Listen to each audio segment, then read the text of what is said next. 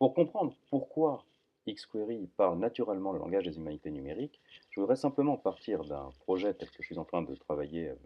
tel que je suis en train de le construire avec des collègues qui travaillent sur Projet Gord. Donc, il s'agit de ce site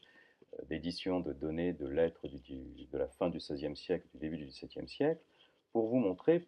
quelles sont les potentialités ou quels sont les usages que l'on peut faire en tout cas de bases de données XML, en quoi ça se distingue de bases de données tabulaires type MySQL et pourquoi ces projets d'édition sont naturellement construits en XML et en xQuery, c'est-à-dire dans une perspective, dans une chaîne de traitement technologique qui à la fois pense en amont à la structuration documentaire et en aval aux moyens d'édition numérique des données documentaires que l'on cherche à construire. Les deux sont aujourd'hui indissociables, c'est-à-dire qu'on ne pense plus aujourd'hui la structuration documentaire d'un côté comme une logique intellectuelle à part, déconnectée des réalités d'édition, mais la structuration documentaire, elle est fondamentalement ancrée, appuyée dans la logique de l'édition des données, et notamment de l'édition des données sur le web. Et donc, il y a là-dedans, si vous voulez, deux processus technologiques dont il faudrait parler. D'un côté, la chaîne de traitement XML, XPath, XQuery, qui est naturellement adaptée à ce type de projet, et de l'autre, une philosophie d'édition des données, la philosophie REST, qui trouve plein d'hypostases, comme on disait dans la théologie médiévale, plein de réalisations différentes aujourd'hui selon les données technologiques que vous souhaitez utiliser, mais donc une philosophie d'édition des données REST qui pose question sur la nature du document auquel on a accès sur le web. Et donc j'aimerais pour commencer parler avec vous de cette notion de structuration documentaire à l'aide de bases de données XML. Et donc je vais partir d'un logiciel que je connais bien, sur lequel je travaille beaucoup, qui s'appelle BASIX, BASIX en français, qui est développé à l'université de Constance en Allemagne par l'équipe de Christian Grün, avec qui j'ai l'occasion souvent de discuter, et vous présenter donc les enjeux d'édition XML XQuery à travers rapidement ce projet Gord. Alors, si je devais simplement illustrer la différence entre les bases de données tabulaires et les bases de données XML, car il s'agit bien de bases de données et pas de documents XML comme je l'entends souvent dire, il s'agit de bases de données XML avec une indexation XML. Et donc, si je devais penser la différence ou illustrer la différence, pardon, entre la base de données, disons MySQL et la base de données XML, eh bien, je mettrais peut-être côte à côte la feuille de tableur que vous avez ici, la time map que vous avez sous les yeux ici, et de l'autre côté, donc, une représentation emboîtée de données textuelles dans BASIX. Dans une structuration tabulaire, on voit que ici vous avez donc des lettres auxquelles on associe par exemple ici enfin des images, du texte, des données titres. La donnée est structurée par la forme géométrique du tableau.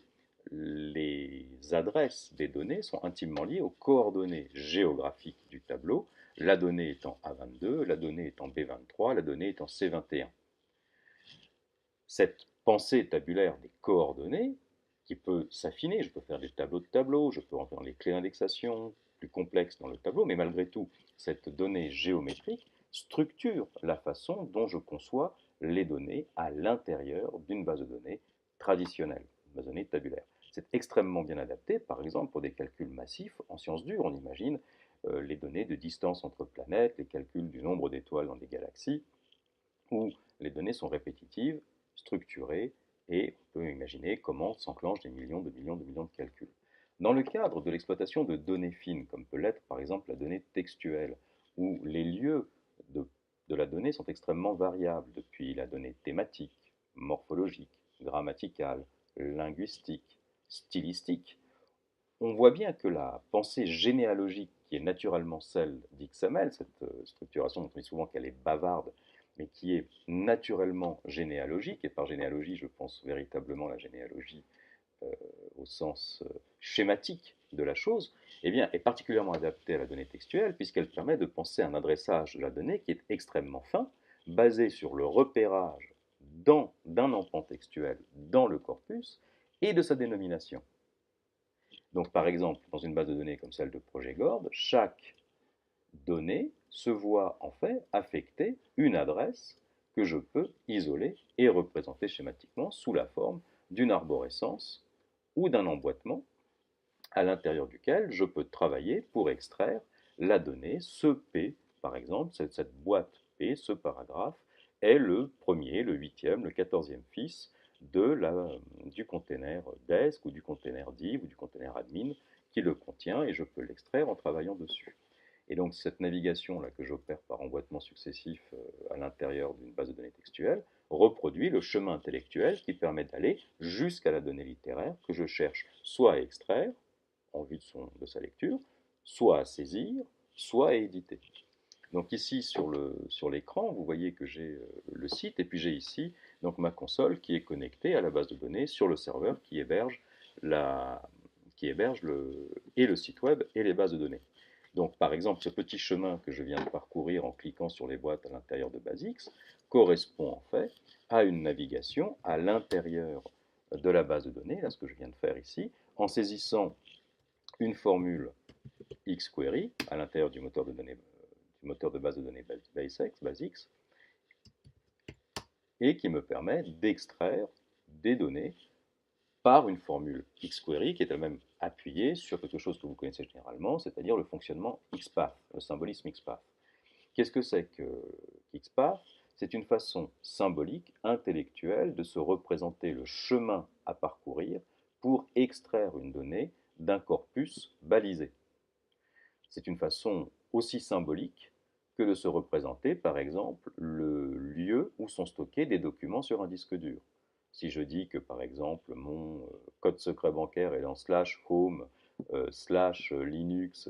/code secret.docx, j'ai parcouru un chemin qui me permet d'accéder à une donnée sur mon disque dur.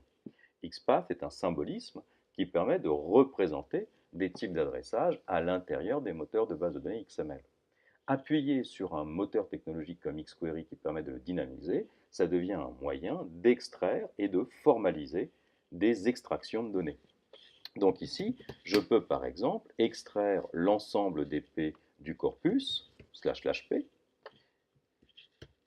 qui ont un attribut de balise, ici @type, qui me permet donc qui me permet de switcher en désignant un nœud d'arborescence qui est celui de l'attribut de balise, un nœud type tel que ce type est égal à titre. Et donc voilà, j'extrais instantanément l'intégralité des titres de mon corpus. À partir du moment où je peux dynamiquement saisir le lieu de la donnée, l'adresse de la donnée, je peux l'exploiter dans des boucles plus complexes qui vont me permettre, par exemple, en utilisant une bibliothèque qui s'appelle fulltext, qui est interne à XQuery, d'aller travailler dans le cœur de la donnée pour, par exemple, ici, vous voyez, extraire l'ensemble des P dont le texte contient le motif monte point étoile en utilisant les expressions régulières. Et en utilisant la bibliothèque fulltext, je vais opérer un marquage du résultat qui va me permettre d'ajouter un nœud denté, d'E'(ENTER pour les amateurs, pour les cruciverbistes, et bien de rajouter un nœud dans ma base de données pour marquer, identifier un nouveau lieu de données qui est ce nouveau lieu qui correspond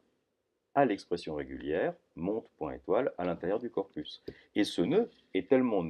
un vrai nœud que je peux l'utiliser dans mon symbolisme XPath pour de nouveau accéder encore plus finement à mon texte, puisque j'ai modifié l'ensemble des P qui contiennent ce motif pour qu'ils apparaissent à l'écran avec un marquage, pour maintenant extraire ce marquage directement et voir mon résultat examiné finement.